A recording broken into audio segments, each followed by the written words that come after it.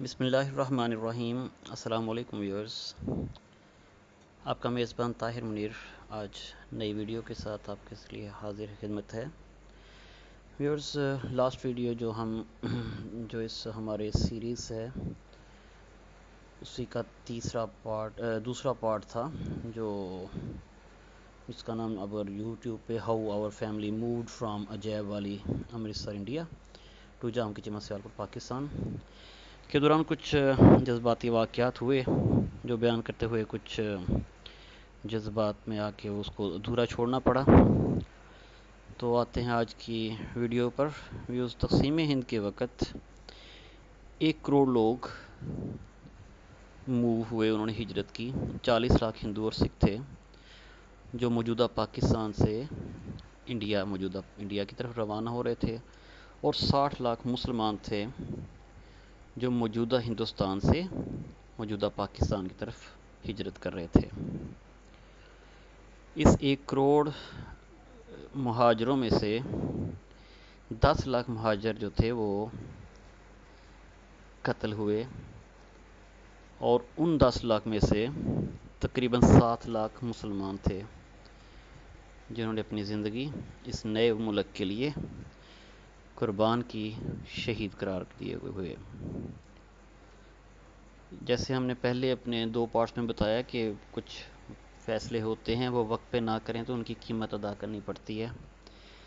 تو یہ جو 1 کروڑ لوگ تھے، ان کی جو اکثریت تھی جو مشکل میں گئے، وہ اسی کی ایک کڑی تھی۔ ہم آتے ہیں اپنے عجائب والی کے مسلم خاندان کی طرف۔ 14 اگست کی شام تقریباً روزہ سے پہلے اس خاندان کے بڑے چودھری دین محمد انہیں شہید کیا گیا۔ وہ جتھا پڑا، وہ چودھری عمر دین کو ڈھونڈتے ڈھونڈتے وہ چودھری دین محمد سسر تھے، انہوں نے ادھر ان کو شہید کیا، اور ان کے بڑے قریبی دوست چودھری فضل دین تھے، ان کو بھی شہید کر دیا۔ تو ان لوگوں کو ایمرجنسی میں انڈر گراؤنڈ ہونے کے لیے بہت کم ٹائم تھا، لیکن انہوں نے وہ مینیج کیا کسی طریقے سے۔ اور یہ سارے خاندان، کیونکہ رقبہ ان کا بہت زیادہ تھا، اس میں کماد تھے، اس میں کڑے جسے ہم پنجابی میں کہتے ہیں، یہ کسی نہ کسی طریقے سے عجائب والی کے جو اربن ایریا ہوتا ہے جس میں آبادی، اس کو چھوڑ کے دور دیہاتوں میں ڈیروں پہ کوڑوں میں جا کے چھپا گئے۔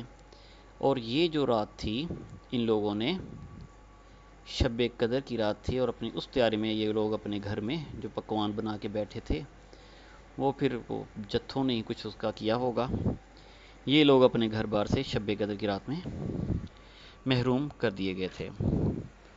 ویورز، ہمارے بزرگ بتاتے تھے کہ جو چودھری عمر دین تھے وہ مذہبی رجحان والے شخص تھے، ان کی وائف ہماری جو نانی تھیں وہ بھی، اور ماشاءاللہ چودھری بوٹے خان صاحب، یہ جتنے بزرگ تھے انہوں نے شب قدر کی برکتیں اس وقت کھیتوں میں بٹوری، اللہ سے دعائیں کیں، اس آزمائش سے امن کی دعائیں کیں، اور اپنی رحمت کے سائے میں رہنے کے لیے دعائیں کرتا رہا کہ اللہ ہمیں اپنی رحمت کے سائے میں رکھے۔ یہ لوگ اب انہوں کی ترتیب یہ تھی کہ ان کا جو منزل تھی وہ بٹالہ شہر تھا۔ اگر ہم نقشے میں دیکھیں تو بٹالہ نہیں بنتا، ہمیں سیدھا اگر دیکھیں تو وہاں پہ ہمیں لاہور نزدیک پڑے گا جہاں پر یہ لوگ تھے، لیکن چونکہ وہاں پہ درمیان میں جو شہر آتے تھے، جو آبادیاں تھیں، وہاں پر جانا تو کہہ لیں خودکشی تھی۔ ان کا روٹ جو بنتا تھا وہ امن والا علاقہ جو تھا وہ بٹالہ کی طرف تھا۔ اب یہ لوگ رات کو چلتے، دن کو چھپتے،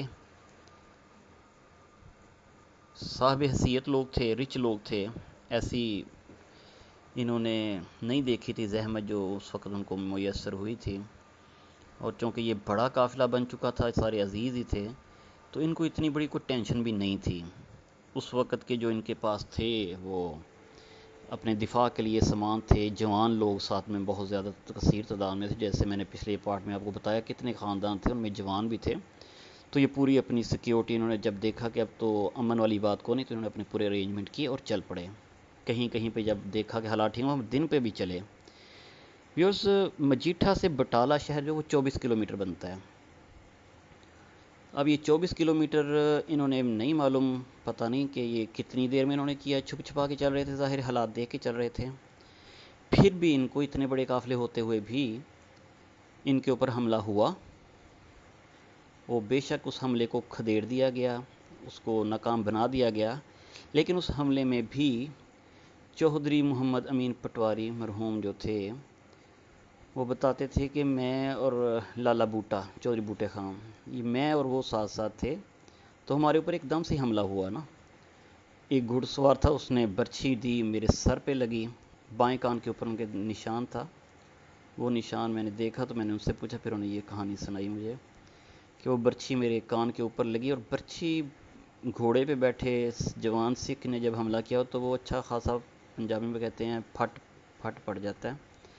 تو کہتے ہیں مجھے نہیں پتا اس کے بعد کیا ہوا، میں تو گر گیا، بلیڈنگ شروع ہوئی، اور میں ادھر ایک حساب سے تھوڑا گشی کی حالت، جتنا خون نکل چکا تھا۔ ایک کٹ کہتے لالے بوٹے کو بھی لگا، لیکن وہ بچاواں صحیح تھا۔ باقی جب وہ آگے قافلے ہمارے جب اس طرف جو چھپ کے حملہ کے اس طرف ہوئے تو وہ کچھ کو بھگا دیا، کچھ بھاگ گئے، لیکن وہ 24 کلومیٹر کی پٹی میں یہ حملہ ان کے اوپر ہوا، جو کامیاب بھی تھا کسی طریقے سے۔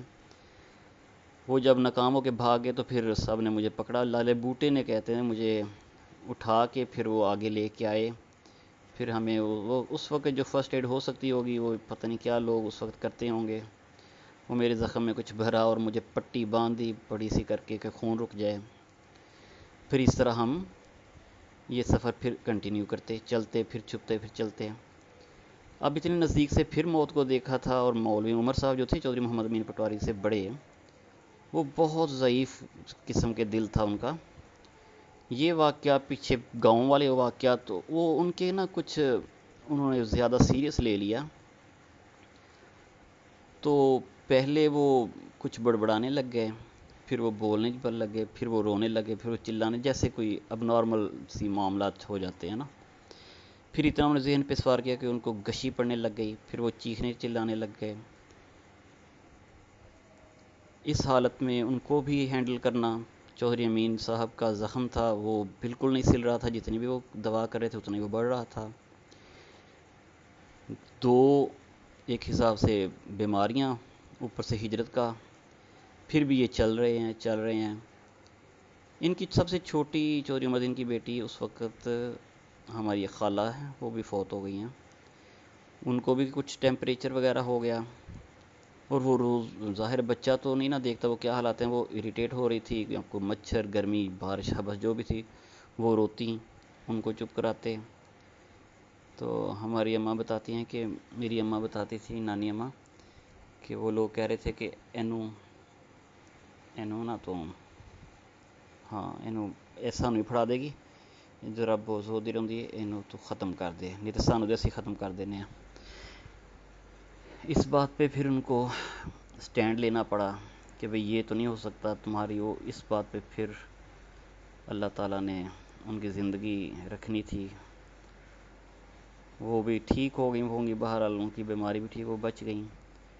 اب یہ لوگ چل رہے ہیں، پہنچ رہے ہیں اور چھپ رہے ہیں، یہ سارا خاندان بٹالہ کسی طرح سے پہنچ جاتا ہے، چودھری بوٹے خان کا خاندان، چودھری حسین کا خاندان، اور یہ چودھری عمر الدین کا خاندان۔ اب یہ یہاں پہ پہنچ جاتے ہیں، ان کو ظاہر ہے دوا دارو کی ضرورت ہے، وہاں پر یہ پہنچتے ہیں کیمپ میں، تو ماموں بتاتے ہیں کہ جو کیمپ میں ڈاکٹر کی ڈیوٹی تھی، مجھے لے کے ادھر گئے، اس نے میرے زخم کو ایگزامن کیا، معائنہ کیا، تو میرے والد سے ڈاکٹر کہتا ہے کہ یہ تمہارا بیٹا ہے؟ انہوں نے کہا ہاں جی یہ میرا بیٹا ہے۔ تو انہوں نے کہا یہ کب زخم لگا؟ 14 اگست کو لگا۔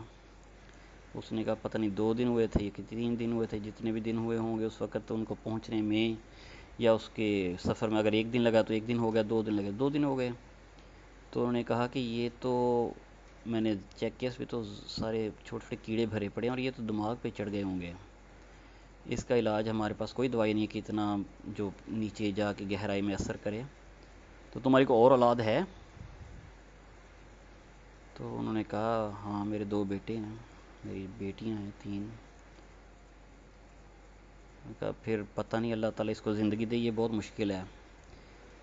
مامومین مجھے بتا رہے ہیں، اور پھر کہہ رہے ہیں وہ بڑا نانا ابو جو ہمارے تھے چودھری عمر الدین کو بڑا برا لگا، وہ پھر اور طرف گئے، وہاں پہ جہاں بہرحال جتنا بھی ہو سکا انہوں نے دوا دارو کرتے رہے۔